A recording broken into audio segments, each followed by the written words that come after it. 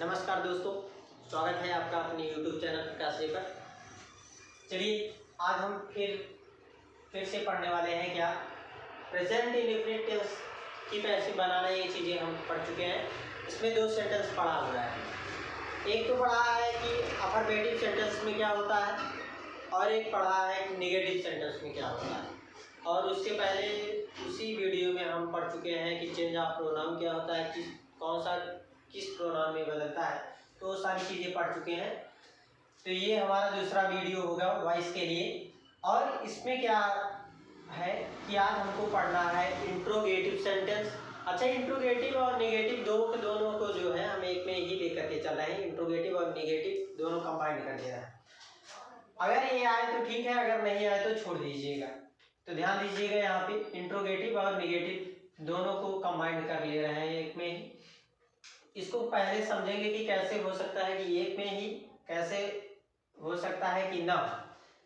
अब यहाँ पर देखना है आपको, सबसे पहले लिखा गया है इज एम आर सहायक क्रिया। इन तीनों में से कोई एक ऑब्जेक्ट आया होगा तो ऑब्जेक्ट, फिर नॉट इफ इसलिए लिखा है मैंने, यदि वह वाक्य निगेटिव में भी हो तो नॉट लगा दीजिएगा, अन्यथा उसको छोड़ दीजिएगा। इसलिए मैंने यहाँ पर इफ लगाया हुआ है। इसके बाद वर्ब का थर्ड फॉर्म, फिर बाई, सब्जेक्ट इटीसी लिखने के बाद क्वेश्चन मार्क जरूर लगाएं, अन्यथा सेंटेंस गलत हो जाता है। तो इसमें क्या करेंगे, सबसे पहले आपको देखना है कि ये सब्जेक्ट है और ये क्या होगा ऑब्जेक्ट, और यही क्या हो जाएगा वर्ब। इसको उठा करके आपको कहाँ ले आने हैं, तो ही के पास ले आना है। भले ही यहाँ पर सब्जेक्ट से पहले यहाँ पर जो हेल्पिंग वर्ब आया है डज, लेकिन डू अथवा डज से आपसे कोई मतलब नहीं है। आपको जो फार्मूला दिया गया है वो इसके अनुसार चलाना पड़ेगा, क्योंकि इसमें एक टेंस आगे रहता है पैसिव वॉइस में। तो यहाँ पर क्या करना होगा, आपको ए बुक आगे ले आना होगा। तो जब ए बुक आगे ले आएंगे तो ए बुक कितना वचन है, एक वचन है। तो एक वचन के लिए आप क्या करेंगे, सबसे पहले इज लगाएंगे। क्या लगाएंगे आप, इज लगाएंगे। इसके बाद लिखेंगे आप a book, is a book, फिर ऑब्जेक्ट तो मैंने लिख दिया। सबसे पहले इज एम आर, तीनों में से कोई एक, तो मैंने यहाँ पर इज लिख दिया।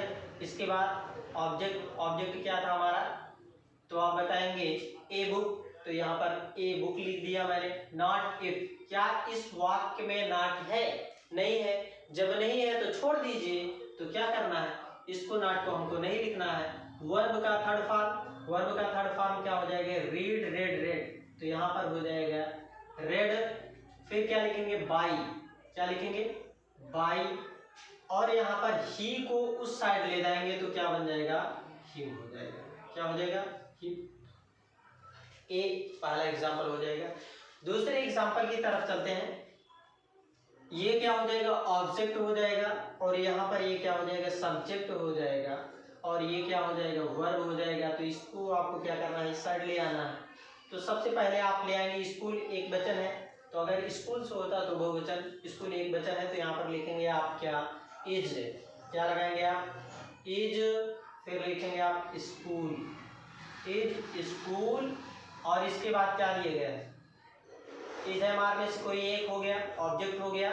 नॉट इफ, क्या इस वाक्य में नॉट है, जी हाँ, यहाँ पर देखने पर मिल रहा है कि नॉट है।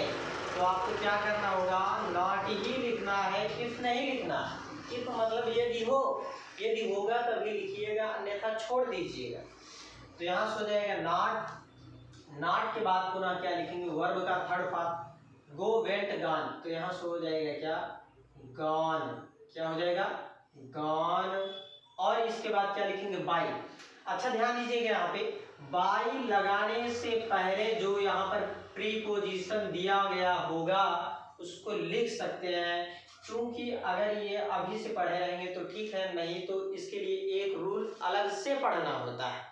कि बहुत से लोग ऐसे होते हैं कि जो कि इस टू को छोड़ देते हैं, लेकिन इसके लिए एक और रूल पढ़ना होगा इसको अलग से। तो वो चीज़ें हम इसी में पढ़ा दे रहे हैं, तो वो आगे हमें नहीं पढ़ना होगा। तो यहाँ पर ये टू बचा है, तो टू जो बचा है तो ये बाई के पहले ही लगा दीजिएगा। तो बाई और यू इस साइड जाएगा, तो यू का तो यू ही रह जाता है। और यहाँ पर क्या करेंगे आप, क्वेश्चन मार्क जरूर लगाएं। तो ये हो गया हमारा दूसरा एग्जाम्पल। तीसरे पर चलते हैं। तो सबसे पहले यहाँ पर ये ऑब्जेक्ट, ये क्या हो जाएगा आपका सब्जेक्ट, ये क्या हो जाएगा वर्ब, ये क्या हो जाएगा ऑब्जेक्ट। तो ये ऑब्जेक्ट जब होगा तो इसको इस साइड ले आए, तो यहाँ पर ले आने के लिए क्या करना होगा, यू बहुवचन है इसलिए क्या करेंगे, इस एम आर में से कोई एक, तो यहाँ पर हो जाएगा आर, क्या हो जाएगा आर। इसके बाद क्या लिखेंगे आप, यू, आर के बाद यू, आर यू। इसके बाद क्या लिखा गया, नॉट, नॉट आया है, जे नहीं, छोड़ दीजिए।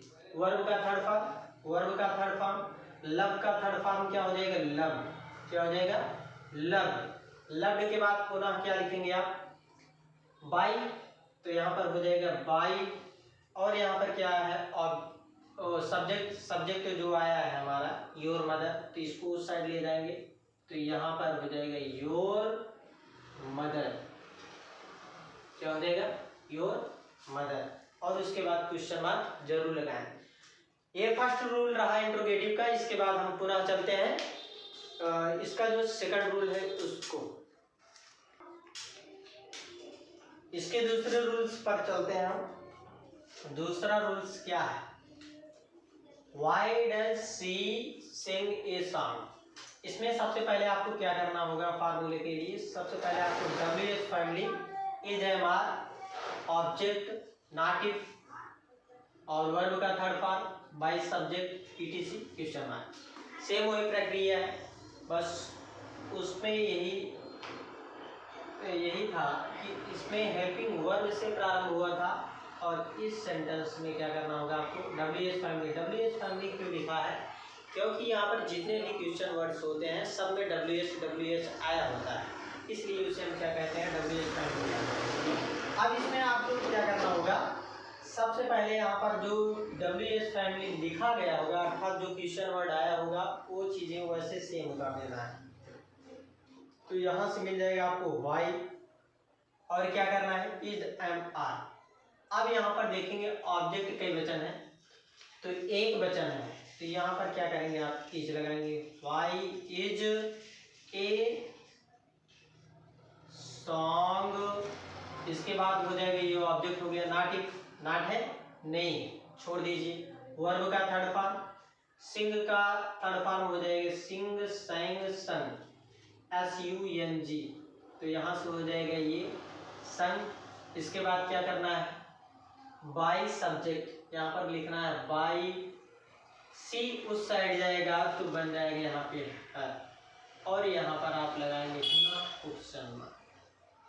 दूसरे में क्या करना है आपको, जो क्वेश्चन वर्ड्स दिया गया है इसको पहले लिखेंगे, तो यहाँ पर हो जाएगा फैन, और यहाँ पर स्कूल क्या हो जाएगा आपका ऑब्जेक्ट, ऑब्जेक्ट हो जाएगा, लेकिन स्कूल एक वचन है, एक वचन होने के कारण यहाँ पर क्या करेंगे आप, इज लगाएंगे, क्या करेंगे, इज लगाएंगे, वाई इज।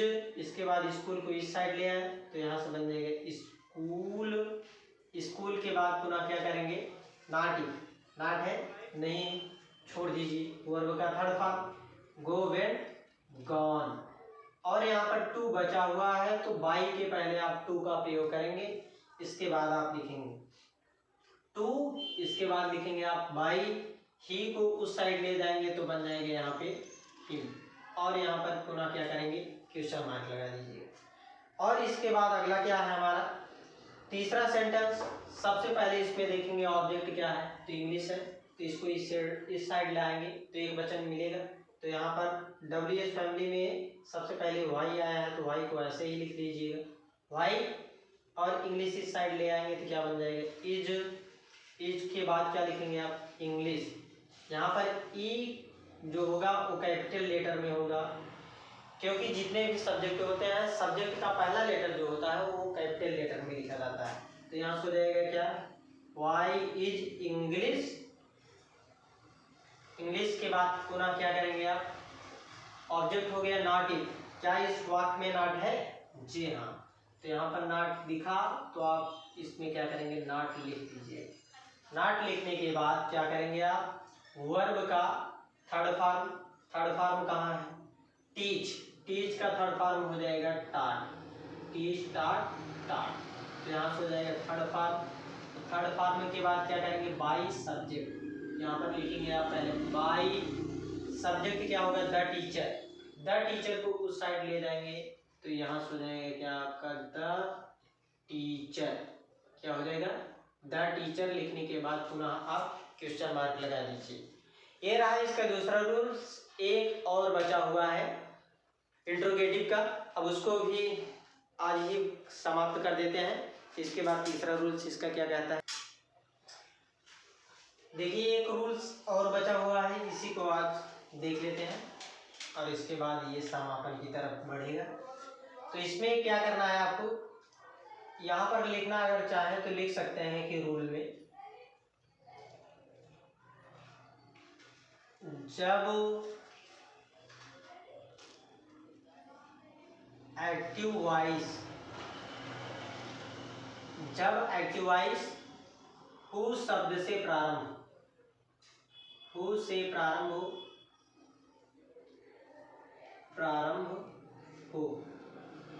जब एक्टिव वॉइस का वाक्य क्या होगा, हु शब्द से प्रारंभ होगा, तो उसका स्ट्रक्चर कुछ इस रूप में करेंगे। सबसे पहले आपको लिखना है बाय हु, उसके बाद इज एम आर, इसके बाद ऑब्जेक्ट, इसके बाद नॉट इफ, इसके बाद वर्ब का थर्ड फॉर्म ईटीसी और क्वेश्चन मार्क।